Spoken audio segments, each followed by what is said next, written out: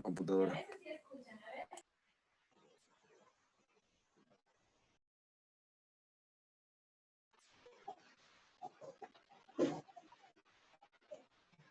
Bueno, chicos, nuevamente vamos a trabajar el día de hoy en la clase de historia. Antes de pasar al tema que nos corresponde, vamos a trabajar recordando la clase anterior con algunas preguntas. Entonces, cuando le pida su parte.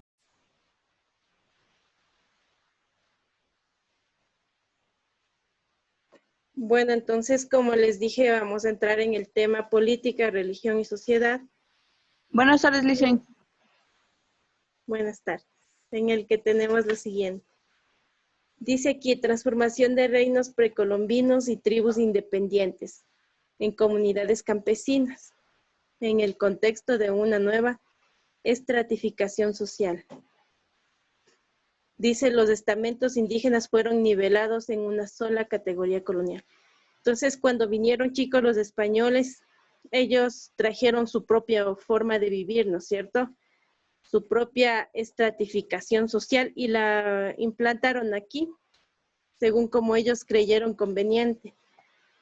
Sí, la siguiente dice cristianización forzada como mecanismo de dominación.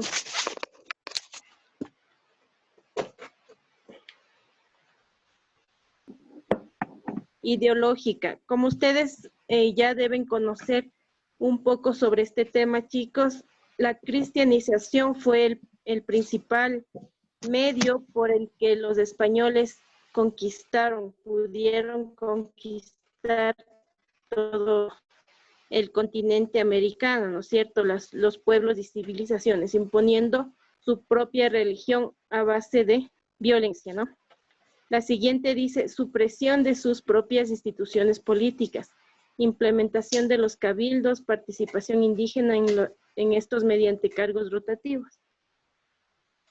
Entonces aquí, chicos, como les digo, los españoles trajeron su propia forma de vida que ya tenían en España, ¿no es cierto? Sus instituciones. Y estas instituciones les servían ¿para qué? Para cobrar impuestos, para organizar a las poblaciones y etcétera, ¿no es cierto? Entonces, no es que aquí también los indígenas no tenían ninguna organización política, ¿no es cierto? Aquí en el Tahuantinsuyo también tenían su orden, también tenía su forma de llevar las cosas del imperio. Sin embargo, todo fue suprimido y todo fue cambiado a la forma de vivir de los españoles. Y la siguiente dice disminución del tamaño e importancia de las noblezas o cacicazgos indígenas y el cambio de su rol a colaboradores de la corona. Entonces, lo que hicieron los españoles para poder gobernar más fácil a los indígenas es introducir a los incas, a los que tenían mayor rango, a la política. Sí, también los introdujeron.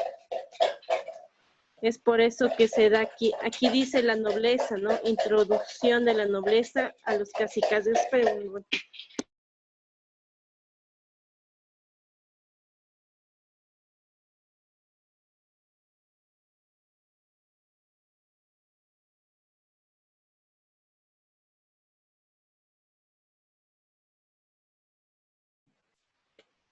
Ya, chicos, entonces aquí nos dice también que la nobleza indígena asimiló mejor la cultura hispana, pues conservó privilegios. Entonces, como les dije, esa fue una estrategia que utilizaron los españoles para facilitar la conquista y el dominio de los territorios. Fue introducir a la nobleza del Imperio Inca en la política que trajeron desde España. Sí, a ver, Tania Puyay está levantando la mano, diga. No, Lisa, se me aplastó. Bueno, chicos, vamos a continuar entonces. El siguiente nos dice la economía. Por favor, me ayuda, señor Lord.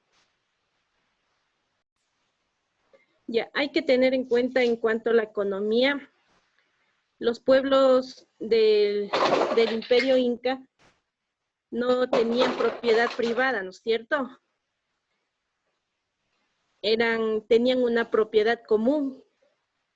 Si era para todos, todo lo que producían era para todos y una parte más para el Inca, ¿no es cierto? Sin embargo, cuando ya llegan los españoles, traen nuevas cosas, nuevas herramientas, nuevos animales. Y esto hace que también haya nuevos oficios, como aquí nos están diciendo, la herrería, la sastrería, la zapatería, tienen ya nuevos oficios, ¿no es cierto? Con todas las cosas que trajeron los españoles y los nuevos trabajos que aparecieron, nos dice aquí que ya aparece el concepto de propiedad privada. Sí, a diferencia de lo que tenía en el Tahuantinsuyo, ¿no es cierto? Había una comunidad, sin embargo, con la llegada de los españoles ya aparece la propiedad privada. Sí, entonces, la propiedad privada, ¿cuándo surge? ¿Cuándo ustedes creen que surge? A ver.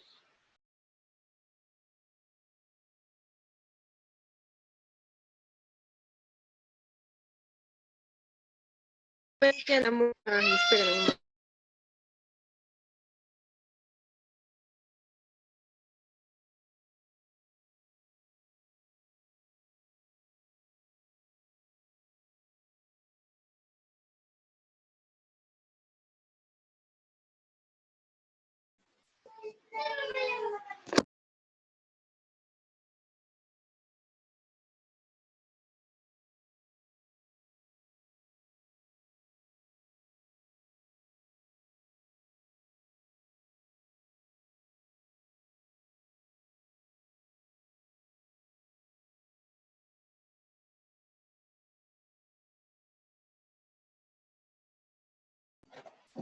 Bueno, chicos, vamos a continuar entonces.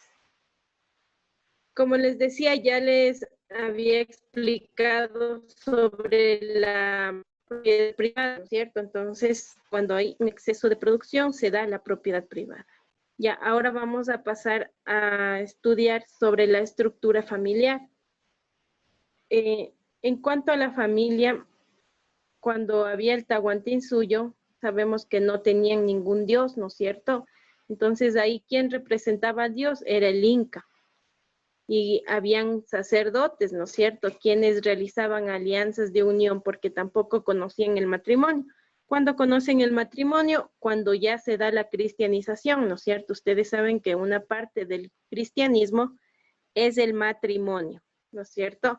Entonces, aquí nos dice que la cristianización jugó un rol fundamental en el cambio de la estructura familiar.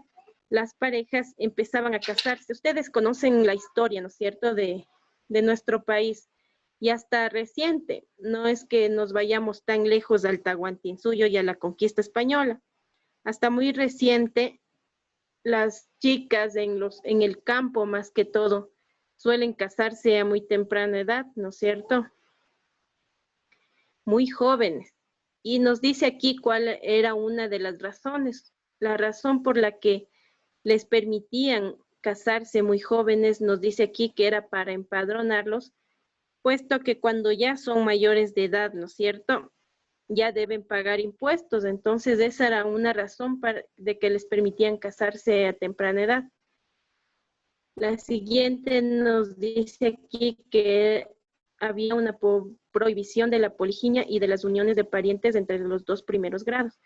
Entonces, por ejemplo, antes en el Imperio Inca se casaban incluso entre hermanos, ¿no es cierto? El Inca se casaba entre sus hermanas, buscaba una ahí que le gustaba, se casaba con su hermana.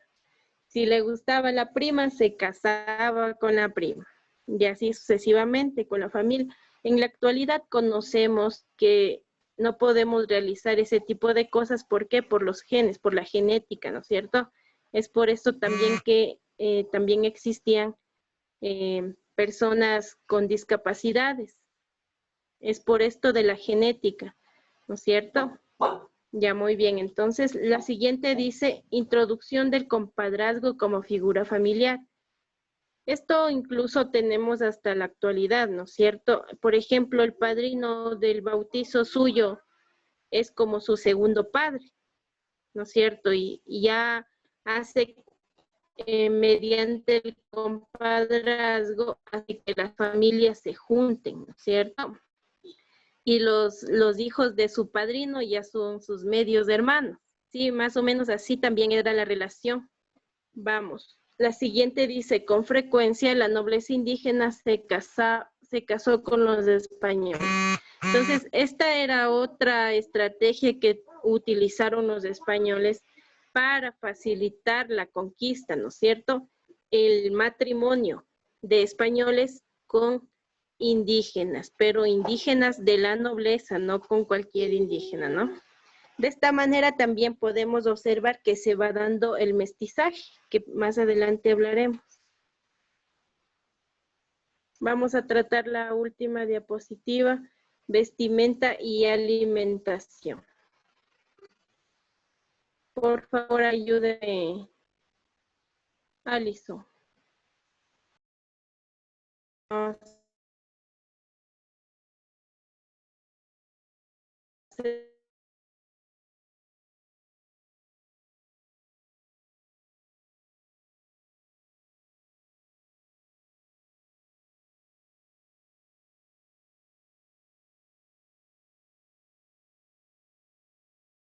En la que según han pasado los años, y asimismo de los indígenas, algunos no conservan todavía el mismo traje, ¿no es cierto? Por ejemplo, aquí había una imagen, no estaba, donde una indígena, por ejemplo, ya usa su traje, pero con zapatos de tacos, y eso yo creo que han visto ya muchísimo, ¿no es cierto? Eso es ya la influencia que tiene distintas épocas, ¿no es cierto? Ya ven que tal vez le queda mejor, le queda más bonito y cambia ya la vestimenta. En este caso observamos aquí que nos está hablando de cómo cambió en ese entonces. En la zona fría nos dice que utilizaban lana, que los varones empezaron a usar calzones y camisas, empezaron ya a taparse más, porque recordemos que en el Tahuantinsuyo usaban simplemente unos tipos taparrabos y así pieles, ¿no? Nada más. Tenemos también, dice, la generalización del consumo de bebidas alcohólicas. Como ya les había yo comentado, chicos, acá llegaron presidiarios, piratas, etcétera, gente que manejaba muy bien este tipo de bebidas, ¿no es cierto? Entonces, de la misma forma que ingresan las costumbres, las instituciones políticas, la religión, todo esto, también se generalizó esto que nos dice aquí, el consumo de bebidas alcohólicas. Y por último nos dice que hacia el siglo XVII la carne de vacuno se había incorporado a la dieta habitual de los indígenas, negros y mestizos. Hoy en día ya es normal, ¿no es cierto? La carne de vaca, carne de cerdo, etcétera. Sí, y tenemos que desde el siglo XVII se ha incorporado ya este tipo de alimentos a la dieta de las personas de Tahuantinsuyo. Bueno, chicos, eso sería todo de lo del tema del día de hoy. Por favor, ustedes van a realizar la tarea que ya les envié.